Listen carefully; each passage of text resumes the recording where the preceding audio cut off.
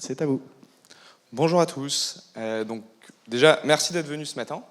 Je parle un peu vite, donc si jamais, n'hésitez pas à faire des signes comme ça si ça va trop vite. Aujourd'hui, on va vous parler avec Léa de quelque chose qui nous tient vraiment à cœur, c'est les signaux faibles. Donc on va en parler ensemble pendant 45 minutes. On est convaincu qu'on parle beaucoup d'IA pour l'automatisation des réponses dans la relation client. Vous en voyez partout dans le salon. Nous, on va vraiment parler de détecter les irritants dans les parcours clients. Et cette présentation va vraiment s'adresser sur la partie expérience client. On ne parle pas expérience client juste au niveau relation client. On parle de l'expérience client pour améliorer les parcours clients. Donc voilà. Très rapidement, Léa, je te laisse te présenter. Bonjour à tous. Donc moi, je suis Customer Success Manager chez Feedure. Donc j'accompagne mes clients au quotidien justement pour les aider à identifier ces signaux faibles et globalement tout ce dont on va parler aujourd'hui. Donc voilà. Et François, CEO de Feedure et fondateur. Nous, on est basé à Lille. Chez Feedure, juste, on ne va pas vous présenter notre produit, c'est absolument pas le but aujourd'hui, mais très rapidement pour vous expliquer quand même pourquoi est-ce qu'on fait ce qu'on fait. Nous, on est convaincus que les entreprises, c'est la meilleure plateforme pour le changement et que si on veut changer le monde, il faut que les entreprises, elles changent. Et les gens qui ont le plus d'impact pour changer une entreprise, selon nous, c'est l'expérience client. Parce qu'on pense que ça touche à tout, ça a un impact sur toutes les directions. Et cependant, quand on veut changer une entreprise sans connaissance client, c'est vachement compliqué. Et du coup, nous, notre mission, c'est d'aider nos clients à avoir une connaissance client qui est parfaite, qui est fiable. Et donc, les signaux faibles, ça en fait partie. Et c'est un sujet qui nous tient spécialement à cœur parce que c'est pas facile. et on y passe beaucoup de temps côté ressources produits. Donc, on va un peu vous montrer ce qu'on a réussi à faire les derniers mois et ce sur quoi voilà, un peu les learnings qu'on a eus sur ce sujet. Ça vous va, dans les grandes lignes? Alors, tout d'abord, petite intro pour expliquer qu'est-ce qu'un signal faible. Enfin, qu'est-ce qu'un signal faible, concrètement en CX, de quoi est-ce qu'on va parler? Je vais vous donner un exemple qui est assez personnel. Tous les jours, je me balade en Lime. C'est les petits vélos là, qui roulent n'importe comment dans Paris. Moi, je fais ça à Lille. Et Lime, c'est une entreprise américaine qui est très forte pour l'expérience client, mais ils sont surtout très forts pour détecter les signaux faibles. En fait, après chaque expérience sur Lime, ils vont me demander mon feedback. Et en fait, dès que je vais donner une expérience qui va être négative, donc par exemple, j'ai un problème là, j'ai un pneu crevé, par exemple. C'est un truc tout bête, mais cette petite mesure, qui n'est pas une enquête, qui est juste quelle a été mon expérience, ils vont la mixer avec de la donnée qui est plutôt opérationnelle, avec l'ID du véhicule, avec la localisation du véhicule, avec toutes ces choses-là. Et en fait, automatiquement, il va y avoir deux options. Option numéro 1, je le laisse dans les autres vélos, j'en ai rien à faire et je ne capte pas ce signal. C'est un signal qui passe et je ne vais pas le traiter. Ou à partir d'un moment, il devient, alors c'est une trottinette mais vous avez l'idée, il me rapporte suffisamment d'argent pour que je vienne prendre quelqu'un, lui envoyer la mission de venir à cet endroit, qu'il aille rechercher le vélo et qu'il aille le remettre. Et en fait, ça, pour moi, c'est un très bon exemple d'un signal faible qui est capté. C'est un utilisateur qui va mettre une note. Et en fait, il y a une machine à un moment qui va dire ça nous coûte trop d'argent, on va aller s'en occuper. Et alors, c'est facile, entre guillemets, je me dis, c'est facile pour Lime, qui est une boîte américaine, qui est une start-up de base et qui a levé des centaines de millions. C'est plus compliqué quand vous êtes un retailer, c'est plus compliqué quand vous êtes un organisme public, c'est plus compliqué quand vous n'êtes pas digitalement natif. Donc, comme vous vous en doutez, l'importance des signaux faibles. Premièrement, vous savez que vos clients, c'est un peu une évidence, et c'est un peu bateau, mais ils se transforment plus vite que vous. C'est qu'en fait, tous les consommateurs, ils vont juste 14 fois plus vite que les entreprises, et ce n'est pas quelque chose qui va disparaître. Et si on regarde un peu ce qui se passe dans l'actualité, on voit aussi que en fait, les transformations, ce n'est pas un truc qui vont disparaître, notamment avec ce qui se passe avec les US en ce moment. Ça, c'est Accenture qui le dit. Moi, il y a une citation que je préfère plus que Accenture, j'aime bien Accenture, mais il y en a qui est encore plus, qui est un peu plus large. C'est qu'en fait, une entreprise qui gagne, à la fin de la journée, c'est une entreprise qui sait se transformer, quelle que soit sa taille. C'est vrai pour une start-up, mais en réalité, c'est vrai pour une filiale de grand groupe, c'est vrai pour un grand groupe, c'est vrai pour n'importe quelle entreprise, c'est même vrai pour l'État d'ailleurs. Ça, c'est pas Accenture qui l'a dit, je ne sais pas si vous l'avez. Il n'y a personne qui l'a? C'est Darwin. Ouais. On n'a pas mis le... C'est un petit test. Yes. Du coup, comme François vient de le dire, l'enjeu principal aujourd'hui des entreprises, ça va vraiment être de pouvoir s'adapter rapidement à ce changement. Mais ce qui est compliqué aujourd'hui aussi, c'est qu'on va avoir, pour identifier ces signaux faibles, énormément de sources différentes de données, des sources variées, que ce soit en ligne, que ce soit via les enquêtes. Aujourd'hui, on a vraiment beaucoup de moyens différents d'obtenir ces avis clients et ces signaux. Maintenant, ce qui est compliqué, c'est comment est-ce que les équipes CX, elles arrivent aujourd'hui à identifier ces signaux faibles en ayant besoin de lire potentiellement des milliers, voire des millions de feedbacks qu'elles vont recevoir chaque mois, chaque jour, etc. Donc là, l'enjeu principal, ça va vraiment être de savoir comment est-ce qu'on peut faciliter le travail aux équipes CX. Et donc, vous en doutez, ça va être aussi grâce à l'IA. Et donc, nous, on a principalement identifié 5 étapes principales. Donc la première, évidemment, ça va être l'écoute. Donc comment est-ce que j'écoute les avis clients? Comment est-ce que je connais leurs besoins? Comment est-ce que je connais les irritants? Aujourd'hui, il y a beaucoup d'enquêtes, beaucoup de sources différentes. Donc là, l'enjeu, ça va être vraiment comment est-ce que je peux tout centraliser au même endroit et gagner du temps. Donc la deuxième étape, ça va être comment est-ce que je croise ces avis clients avec les données de l'entreprise. Parce qu'aujourd'hui, on a beaucoup de données business. Donc comment est-ce qu'un feedback laissé sur Google, comment est-ce que je peux connaître le contexte de ce feedback et comment est-ce que je peux derrière avoir toutes les données nécessaires pour pouvoir agir par la suite. La troisième étape, ça va être la détection des signaux faibles. Donc c'est un peu l'objet principal de cette conférence. Comment est-ce qu'en ayant 1 million de feedbacks, par exemple, j'arrive à détecter des signaux faibles qui sont peut-être pas forcément les enjeux principaux, mais qui sont quand même importants pour l'entreprise et qui ont un impact énorme sur le business sur le long terme. La quatrième étape, ça va être l'établissement des plans d'action. Donc comment est-ce que, une fois que j'ai détecté ces signaux faibles, je les transforme en plan d'action pour pouvoir agir par la suite. Et la dernière étape, ça va être comment je transmets toutes ces informations aux équipes sur le terrain, que ce soit sur le terrain, que ce soit aux équipes à la direction, pour qu'on puisse mettre en place les actions nécessaires pour faire bouger les choses et s'adapter au changement.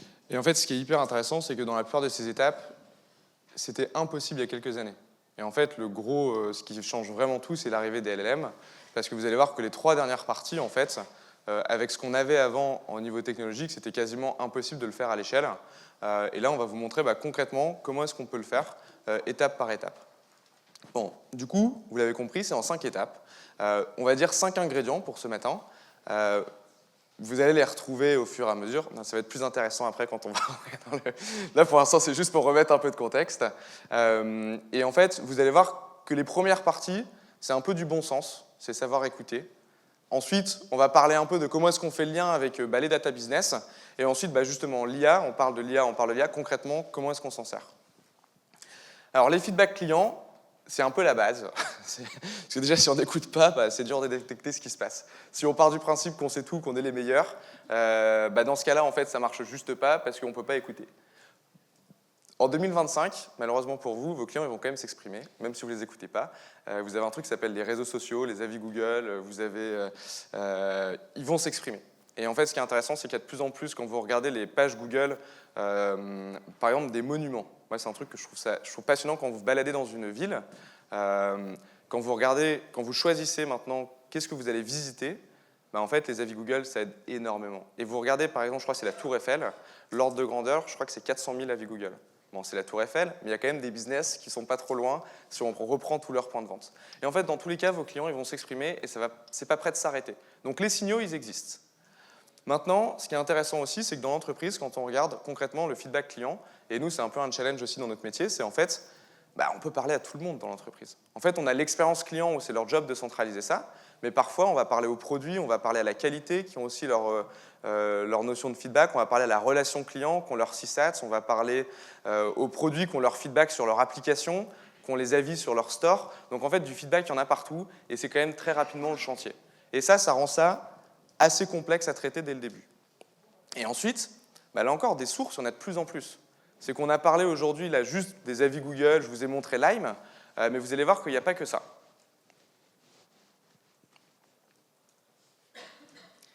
Donc du coup, l'enjeu, c'est comment est-ce qu'on centralise toutes ces sources.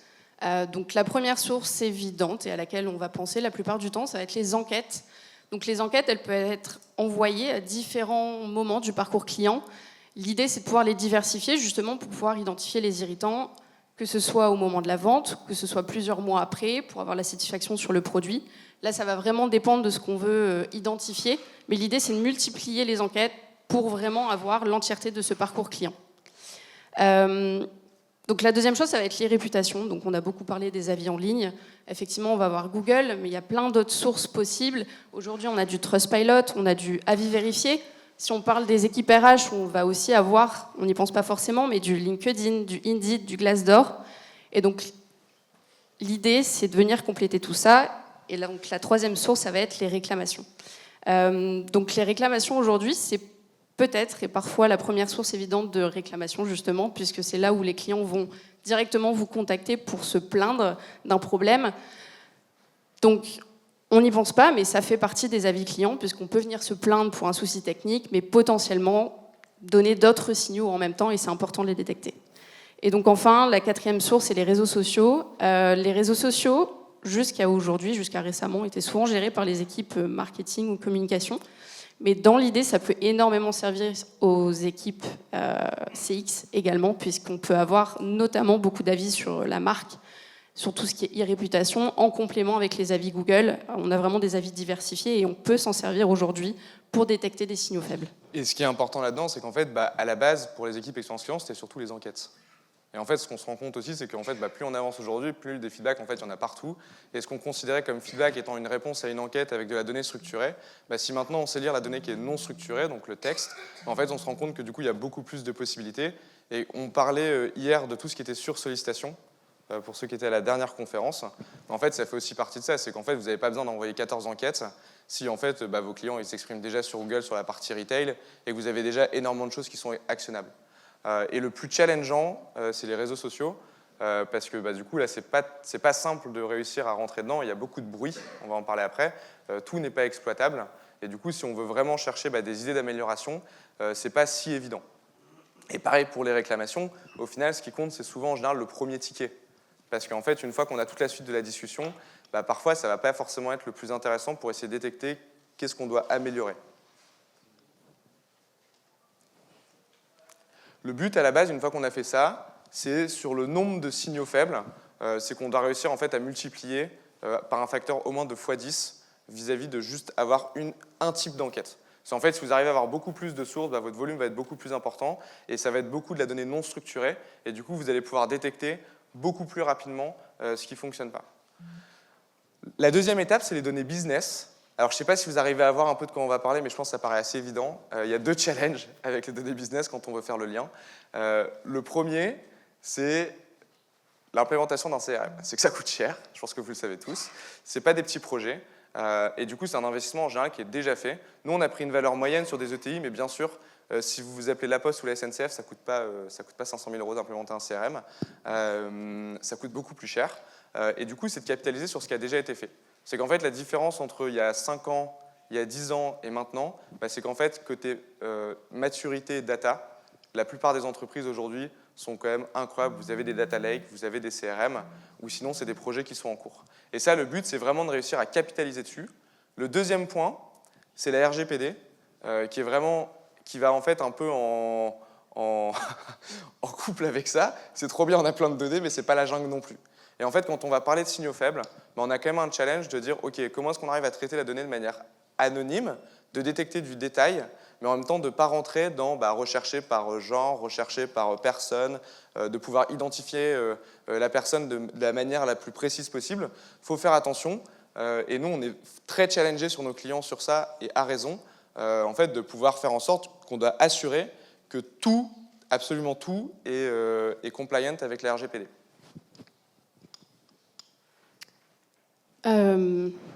Tu peux passer à juste la première donnée. Hop, je passe à la... Pardon.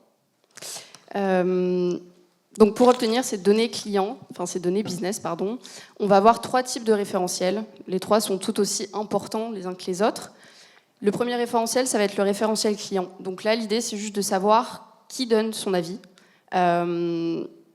C'est hyper important de pouvoir segmenter aujourd'hui les avis, puisqu'on ne va pas forcément analyser un avis de la même manière. Si on sait que c'est un client régulier, et qui a fait par exemple, si je donne un exemple très concret, beaucoup de commandes en magasin, que si c'est un nouveau client. Forcément, l'analyse, elle va être très différente. Le client ne va pas avoir les mêmes attentes. Potentiellement, si je prends l'exemple d'un produit spécifique et qu'on fait un changement sur le produit, si on a un avis négatif venant d'un nouveau client, l'enjeu n'est pas le même que quand c'est un client régulier qui est habitué par ce produit. Donc l'idée, c'est vraiment d'avoir toutes les données sur la commande, sur quand est-ce qu'il a signé sa première commande, etc., pour pouvoir analyser le feedback correctement. Et donc le deuxième référentiel, ça va être le référentiel produit. Donc là, l'idée, c'est de savoir qu'est-ce qui est concerné par le feedback. Donc là, ça peut être donc le produit, comme on l'a vu, mais ça peut aussi être un service. L'idée, c'est juste d'identifier ce qui va être évalué, tout simplement. Donc de savoir, est-ce que, du coup, ce qui va poser problème, c'est un aspect du service? Est-ce que ça va être justement l'évolution du produit qui a été faite? Est-ce que c'est un défaut, peut-être juste temporaire?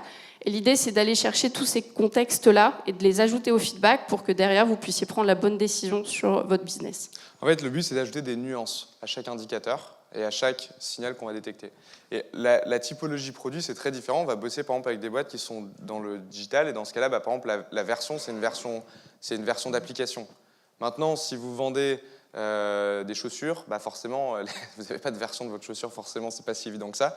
Par contre, vous allez quand même pouvoir retrouver une catégorie, vous allez quand même pouvoir retrouver ça. Et je vais vous donner un autre exemple là-dedans. On va bosser par exemple avec des centres commerciaux et avec des aéroports aussi. Par exemple, là, le produit, ça va plutôt être le service qu'ils vont proposer à leurs clients. Et on va plutôt parler de service que de produit. Mais le point, c'est vraiment d'ajouter une deuxième couche, un deuxième calque, un deuxième niveau d'analyse. Le troisième, qui est du coup le référentiel physique. Donc là, l'idée, c'est juste de savoir quelle est l'expérience qui a été vécue, où est-ce qu'elle a été vécue. Donc, est-ce que ça a été en magasin, est-ce que ça a été en e-commerce? Si c'est en magasin, quel magasin? L'idée, c'est de pouvoir identifier où se situe le problème pour que derrière, vous puissiez prendre l'action adéquate. Ce que vous pouvez aussi identifier, c'est savoir si c'est un problème qui va être unique. Est-ce que c'est juste un magasin qui va être concerné ou est-ce que ça va être l'entièreté de la chaîne et qu'il y a peut-être un peu plus de travail à faire sur le changement à effectuer. Donc là, c'est vraiment le référentiel physique qui va venir l'apporter. Et la bonne nouvelle, c'est que ces données, vous les avez déjà. Et les entreprises qui sont les plus fortes, elles ont déjà ça dans un data lake, globalement. C'est déjà centralisé quelque part, c'est déjà disponible dans un CRM, ces connexions, elles existent déjà. Et en fait, le fait de faire ce lien, c'est de plus en plus facile. Et on est convaincu en fait que plus on va avancer dans le temps, plus ces données-là elles seront actionnables, elles seront exploitables par les entreprises. Et d'ailleurs, juste pour compléter aussi, même sur les avis en ligne aujourd'hui, on est capable d'aller croiser les données avec le CRM. Donc on peut avoir un avis Google, on va juste par défaut se dire que c'est un nom, un prénom, qu'on peut rien en faire. Mais aujourd'hui, si on vient croiser cet avis, qu'on vient aller chercher la date, la localisation, on peut aller aussi chercher potentiellement la commande correspondante. Et derrière, on aura d'autant plus d'informations sur l'avis qui a été déposé. Le but, c'est que ce ne soit pas la jungle. Parce que du coup, si vous appliquez notre méthode, là, vous pouvez vous retrouver avec 400... avec une typologie produit de 250 champs, une typologie référentiel physique avec le magasin, le responsable régional, le type de région, le pays, etc. Le but, c'est de cibler. Et ça, c'est un peu le boulot côté CX, c'est de dire, OK, c'est quoi les 12 points les plus importants qui vont être les plus actionnables pour moi? Et en fait, il n'y en a vraiment pas 500. Et on a fait des erreurs dans le passé avec certains clients. On en avait trop. On en avait une cinquantaine. Et en fait, ça vient vraiment tout casser parce que du coup, ça devient juste beaucoup trop complexe pour passer à l'action. L'autre challenge, c'est que ça soit le plus possible anonymisé une fois que c'est dans la moulinette et que ça soit stocké idéalement en France ou du moins en Europe. Parce qu'en fait, sinon, vous n'êtes juste pas compliant avec les RGPD. Ou vous devez le dire à vos clients. Bon, maintenant, on va rentrer dans le concret sur la partie IA. Je pense que vous avez déjà tous vu le nuage de mots. Nous, on n'aime pas trop. On pense que c'est pas trop actionnable de savoir que vous avez un problème avec un outil ou que le problème, c'est le produit ou que ça, c'était un peu ce qui existait avant les LLM. Le fait d'avoir des nuages de mots qui vont faire ressortir globalement des mots. Et ça, le premier enjeu, c'est de se dire, OK, en fait, c'est quand même vachement général. Et en fait, mon signal faible, c'est pas good qui est en vert ou c'est pas information qui est en rouge. Ça, on va pas parler de signal de faible, ça c'est vraiment un mot et c'est assez limité. Et c'est là où l'IA, ça vient quand même pas mal changer, en tout cas les LLM par rapport au modèle qu'on avait avant. Le deuxième enjeu, c'est que vous avez beaucoup de bruit. Il y a un exemple que j'aime bien donner, c'est je ne sais pas s'il y a quelqu'un qui bosse à la SNCF, mais si vous êtes en CX à la SNCF, je ne sais pas combien de fois vous devez voir la notion de prix dans vos feedbacks, mais ce n'est pas très actionnable, quoi. En fait, si on vous dit bah, le prix est trop cher, vous ne pouvez rien en faire, en fait. Et c'est certainement une grosse partie des verbatim. Et du coup, vous avez un challenge, quel que soit votre métier, de réussir à filtrer le bruit. Et ça, c'est hyper intéressant, c'est de se dire, OK, bah, en fait, avec les modèles qu'on a aujourd'hui, comment est-ce qu'on arrive à enlever et comment est-ce qu'on arrive à donner des instructions précises pour essayer d'enlever le bruit. Ce qu'on vous montre là, ça va être, toute la suite d'ailleurs, ça va être basé sur les LLM. Et du coup, bah, c'est aussi quelque chose qui évolue. Et en fait, plus les modèles deviennent meilleurs, bah, plus ce qu'on vous dit là, ça devient de plus en plus actionnable sur le terrain. Alors, maintenant, sur le comment on fait concrètement, ce qui est intéressant, c'est qu'avec les LLM, il y a un truc qui est venu. Je vais rentrer un petit peu dans la technique. Si ça devient chiant, vous me dites stop. Mais globalement, ça parle des bases de données vectorielles à quelqu'un ou pas? Vous pouvez lever la main, ceux à qui ça parle? Ok, nickel. Pas de seul sur... Bah, c'est hyper intéressant. En fait, ça, c'est une révolution qui est venue avec les LLM. C'est le fait qu'en fait, un verbatim, maintenant, on peut ne pas le stocker juste dans une base de données comme du texte, mais on peut le stocker sous forme de vecteur. En fait, on peut le transformer. Vous pouvez dire, bah, si je prends banane ou si je prends apple, en fait, je peux avoir le sens que apple, ça veut dire à la fois le fruit et à la fois la marque, et à la fois la langue, l'anglais. Et en fait, ça, c'est hyper intéressant et important parce que les LLM, c'est basé sur ça. Ça prend, dès que vous mettez un prompt sur ChatGPT, globalement, ça va le transformer en vecteur et ça va l'envoyer au modèle. Mais à la fin de la journée, ça reste un gros vecteur de 1536 dimensions. Et en fait, ce qu'on vient faire avec tous les verbatim pour que ça soit justement exploitable, c'est les remettre dans ce contexte vectoriel. C'est en fait quand un client dit bah, j'en ai marre, dans le vecteur, j'ai l'émotion, j'ai la langue, et j'ai surtout le fait que bah, j'ai tous les mots de cette phrase dans mon vecteur. Toujours clair? Je ne rentre pas plus dans la... Ça, c'est pas mal, parce qu'en fait, une fois qu'on a ça, on peut fonctionner avec des LLM, et on peut utiliser ces feedbacks pour venir creuser de manière extrêmement précise. Nous, on utilise Mistral. Bien sûr, vous pouvez utiliser des Claude, des OpenAI, etc. On aime bien Mistral parce que côté sécurité, c'est hébergé en Europe. Et on peut aussi les héberger nous-mêmes. Donc c'est pour ça, mais il y a bien sûr d'autres options. On vient rajouter le contexte, on en a parlé juste avant. On vient ajouter un peu de gouvernance, quand même, parce que vous ne voulez pas que tout le monde dans vos équipes puisse faire n'importe quoi. Et ça, c'est quelque chose qu'on a appris à nos dépens. Et ça permet du coup d'aller plus loin. Ça va permettre du coup d'aller à l'étape d'après, de détecter concrètement ce qui se passe. Alors, je vais vous donner un exemple qui est c'est sur de la donnée publique, c'est des avis globalement, sur des concessions si vous avez changé vos pare-brises. Et en fait, ce qu'on appelle signal faible, si on compare par rapport au nuage de mots, c'est ce que vous avez là, c'est la partie retard dans la réception des cadeaux. Mais en fait, ça, pour le détecter, c'est pas si évident. Il y a des trucs qui sont évidents, du style la communication, le service client, etc.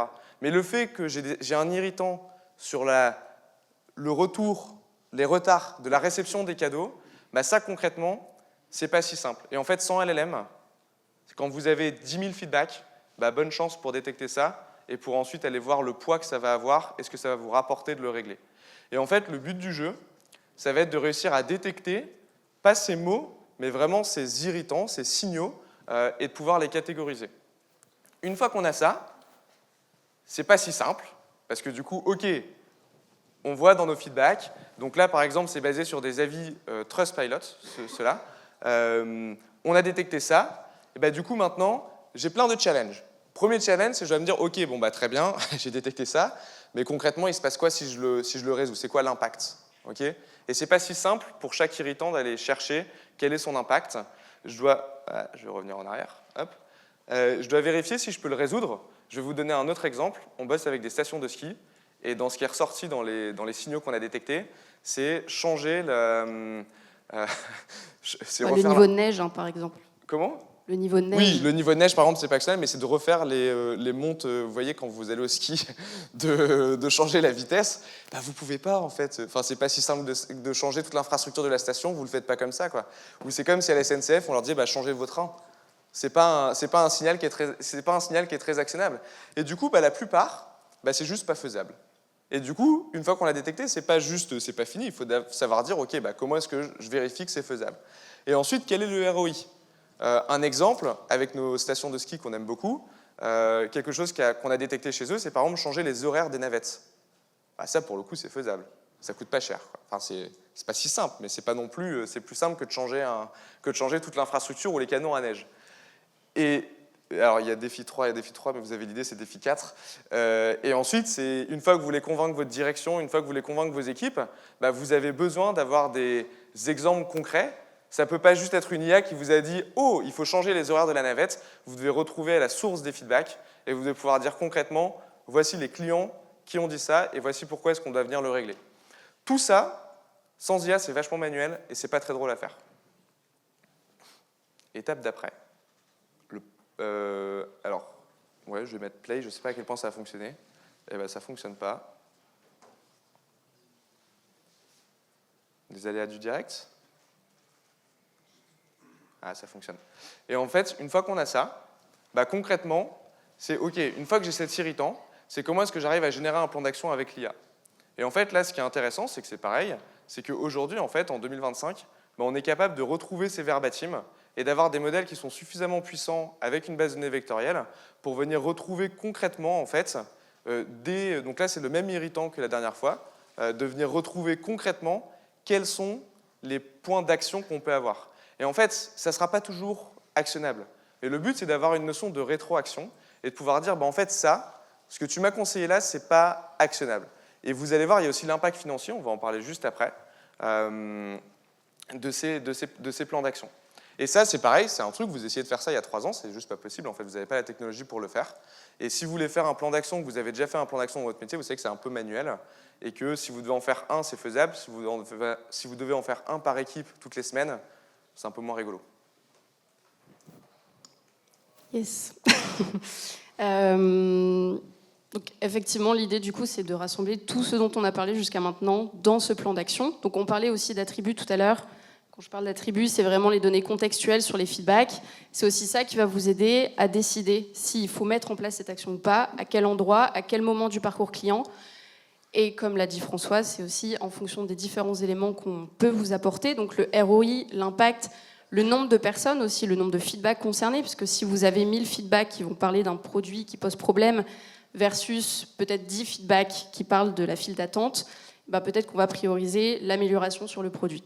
Donc tout ça, on le met dans un plan d'action et l'idée, c'est vraiment que derrière, vous puissiez les envoyer aux équipes. Et donc, je ne sais pas si on peut passer à... On passe au prochain challenge. OK, on a un plan d'action, on a des irritants, on a nos feedbacks. Comment est-ce qu'on passe à l'action? Vous avez déjà vu ça, normalement. Alors, il y en a un, ça s'appelle Excel. L'autre, ça s'appelle un plan d'action fait à la main. Et le troisième, ça s'appelle une présentation. On a un peu tout anonymisé, donc vous pouvez y aller. Mais c'est des choses qu'on voit souvent passer. Où, en fait, à la fin de la journée, pour convaincre, vous pouvez détecter votre irritant, vous pouvez le crier à votre direction, vous devez le présenter. Vous devez présenter, et vos équipes, aujourd'hui dans l'entreprise, si on veut bouger une entreprise, ça se passe beaucoup par présenter et pouvoir convaincre, en fait. Et nous, notre métier, si on veut que les entreprises elles se transforment plus rapidement, on doit les aider à convaincre plus rapidement aussi. Et du coup, à la finalité, c'est le rapport. Et en fait, le signal faible, il peut rester non traité si on n'arrive pas à convaincre en interne que c'est un problème. Tout ce process que vous avez déjà vu plusieurs fois, le problème, c'est que c'est vachement manuel, c'est toujours chronophage et c'est toujours la même chose. C'est qu'en fait, vous devez toujours le refaire et c'est une boucle. Et en fait, ça, c'est très challengeant pour des équipes CX où en fait, vous avez énormément de demandes en interne, à la fois de votre direction, à la fois des personnes qui sont sur le terrain. Et le fait de devoir refaire toujours la même chose, d'avoir des actions manuelles et que ça prenne du temps, c'est pas forcément très drôle. Et aujourd'hui, là encore, super bonne nouvelle pour vous, il y a de la techno qui arrive. Il n'y a pas d'animation, on vous a tous spoilé, mais c'est pas grave. Mais ouais, donc du coup, là, l'idée, c'est comment est-ce que tout ce que j'ai identifié jusqu'à maintenant, je le mets dans un plan d'action que je peux envoyer à mes équipes, que ce soit sur le terrain ou à ma direction, toutes les semaines, tous les mois. L'idée, c'est vraiment de pouvoir automatiser tout ça. Donc, une fois que j'ai trouvé comment centraliser, une fois que j'ai trouvé comment le croiser avec mes données business, une fois que j'ai aussi trouvé comment générer et identifier les signaux faibles, comment est-ce que je mets tout ça au même endroit? Et moi, j'ai rien à faire derrière parce que j'ai créé un rapport modèle. Et derrière, je l'automatise et toutes les semaines, c'est envoyé à mes équipes terrain. Donc, si je prends un exemple concret, On pourrait, par exemple, en hôtellerie, vouloir envoyer toutes les semaines un rapport avec les éléments uniquement importants et impactants pour les équipes terrain, mais qui pourrait toutes les semaines leur dire « Ok, potentiellement, la semaine dernière, j'ai eu des problèmes de propreté dans telle chambre. » Ou alors, la semaine dernière, j'ai eu un problème de qualité dans le petit déjeuner. Enfin, je peux prendre plein d'exemples comme ça, mais l'idée, c'est vraiment que ce soit automatisé pour que les équipes CX elles puissent vraiment se focaliser sur la gestion globale de tous ces signaux faibles. Et surtout, quand on doit l'envoyer à 10 équipes différentes toutes les semaines, ça prend vraiment beaucoup de temps. Donc l'idée, c'est vraiment de laisser l'IA à faire tout ça. Ouais, le but, c'est à la fin de vraiment être tour de contrôle et dire bah, ça passe, je dispatche pas parce que c'est pas actionnable. Et c'est vraiment de enlever le travail qui est le plus chronophage et manuel en fait du métier pour avoir justement pour pouvoir faire de plus en plus parce que les équipes CX, c'est là encore, je prends encore la SNCF en exemple. J'espère qu'il n'y a personne qui bosse chez SNCF dans la salle. Mais globalement, ce n'est pas des équipes CX de 300 personnes alors que c'est une entreprise énorme. Et en fait, il y a un boulot qui est monstre, quelle que soit la taille de l'entreprise. Et si on y pense, en fait, le job de l'expérience client, ça n'existait pas il y a 30 ans non plus. En fait. Ça avait d'autres noms et ça faisait autre chose. Mais c'est assez récent. Et à la fin, nous, ce qu'on vient mesurer en fait, comme succès chez nous dans une entreprise, c'est quelle est notre capacité à faire en sorte qu'ils aient de plus en plus de rapports qui soient générés et que ça soit le plus automatisé possible. Tout ce qu'on vous a montré là, ça ne fonctionne pas si, au niveau des feedbacks, vous ne les avez pas et ce n'est pas centralisé, ou si on n'arrive pas à faire le lien avec les données business. Et ce n'est pas parfait, parfois il y a des choses qui ne fonctionnent pas, et ça demande de l'entretien, ça c'est sûr, mais ce qui est pas mal, c'est qu'à la fin, on gagne quand même pas mal de temps. Pour finir, un autre truc pour passer à l'action, c'est si on arrive à faire le lien avec la partie financière. Alors ça, c'est un autre challenge. Nous, on est assez à nos prémices sur ça. On vient de l'ajouter dans la plateforme, mais c'est quelque chose, on va mettre beaucoup d'itérations cette année. On a 3 façons, en fonction de votre métier, on va dire ça comme ça, en tout cas de votre catégorie, de votre business model. Le premier, ça va être sur le service client. Okay. Le deuxième, ça va être sur le volume d'achat et la récurrence. Donc là, c'est plutôt si vous êtes un retailer, un site e-commerce, etc. On va en parler juste après. Et la troisième, c'est plutôt des business comme le nôtre, qui sont des business de logiciels. Et donc là, on va plutôt parler d'attrition. Mais en réalité, c'est vrai pour n'importe quel business, vous avez de l'attrition, vous voulez réduire votre churn. Ces 3 méthodes, vous allez voir, le but, c'est que ça soit le plus simple possible. On a une méthode qui est encore plus complexe si on a le temps, mais on va éviter d'en parler. Mais la première, sur le service client, c'est assez simple. C'est en fait, on va toujours se baser sur, OK, mon signal. Donc là, si je reviens un peu en arrière sur le... Si on va reprendre comme exemple ce point-là. Alors, hop. Si je reviens sur celui-ci que vous avez vu, ouais, ici. Donc si on prend les retards dans les réceptions des cadeaux, en fait, concrètement, si on veut voir, OK, ça me rapporte combien à mon entreprise de le régler, je dois être 100% sûr de l'impact que ça a. Et en fait, l'impact, c'est très simple, c'est le volume. En fait, j'ai combien de personnes qui l'ont mentionné sur une période donnée. Ça peut être par mois, ça peut être par trimestre, ça peut être par semaine en fonction de vos volumes. Et ensuite, je vais juste le multiplier par le coût moyen de l'interaction. En fait, si vous avez un coût d'interaction pour le service client, vous savez quel est le nombre de clients qui créent un ticket par rapport à ça, en fait, c'est assez simple du coup d'avoir un impact financier qui est là encore potentiel. Alors celui-ci, il est potentiel. Les autres qu'on va vous montrer, ils ne sont pas potentiels, ils sont juste mesurés. Donc ça, c'est vraiment très simple. Le but, à la fin, c'est que ça soit simple de démontrer le ROI. Ce n'est pas d'avoir une formule complexe pour avoir des formules complexes. Le deuxième, c'est sur la récurrence du volume d'achat. Là, c'est pareil, on va se rebaser sur, OK, par mois, ce signal, quel est son impact, quel est son poids. Et ensuite, on va venir ajouter, une fois que je l'ai réglé, quelle a été la différence sur le panier d'achat. Donc en fait, concrètement, si vous prenez un problème au niveau du checkout, vous pouvez mesurer, une fois que vous avez résolu l'irritant, dans votre site e-commerce, par exemple, concrètement, quelle a été la différence, soit sur votre panier d'achat, soit sur votre fréquence d'achat. Mais vous voulez toujours avoir le volume en source pour le signal, et ensuite un indicateur. Là encore, c'est bien sûr adapté. Si vous avez un site e-commerce avec 14 méthodes de checkout et 14 types de clients, c'est peut-être un peu plus complexe que ce que je vous montre là. On est tous d'accord. Mais l'idée, c'est vraiment de mesurer avec le panier d'achat et d'être le plus proche possible de la transaction. Et ça va être mon impact financier que j'aurai réalisé. Et du coup, c'est assez simple, entre guillemets, de le mesurer. Et dernièrement, la réduction du churn. Alors celui-ci, c'est celui qui nous tient le plus à cœur en tant qu'éditeur de logiciels, parce que c'est le truc où je pense que tout le monde fait gaffe, parce que les contrats, justement, on a un taux de rétention qui soit le plus élevé. Et là, en fait, on va venir regarder le taux de rétention.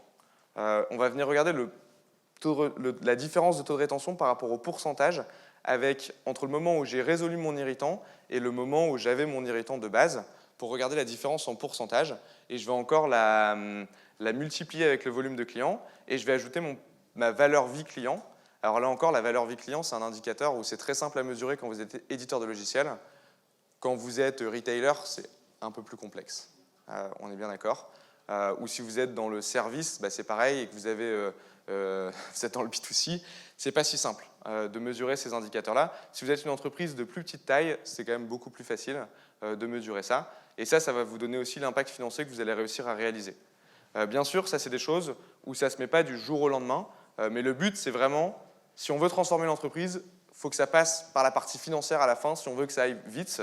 Et du coup, c'est de pouvoir faire le lien avec cette partie financière. Il y en a un autre qui est un peu plus complexe. On ne va pas y passer beaucoup de temps parce qu'en fait, on vous enverra la présentation sera disponible, on la mettra sur notre site web.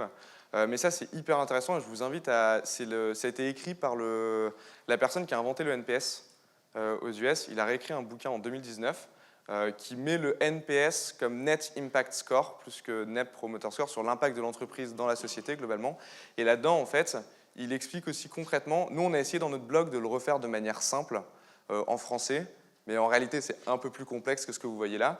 Mais en fait c'est de venir mesurer si vous avez la source de vos clients. En fait, si vous leur demandez comment est-ce qu'ils ont entendu parler de votre marque au moment où ils sign up ou au moment où ils vont payer, et ben en fait ce qui est pas mal, c'est que vous pouvez mesurer l'impact de votre NPS.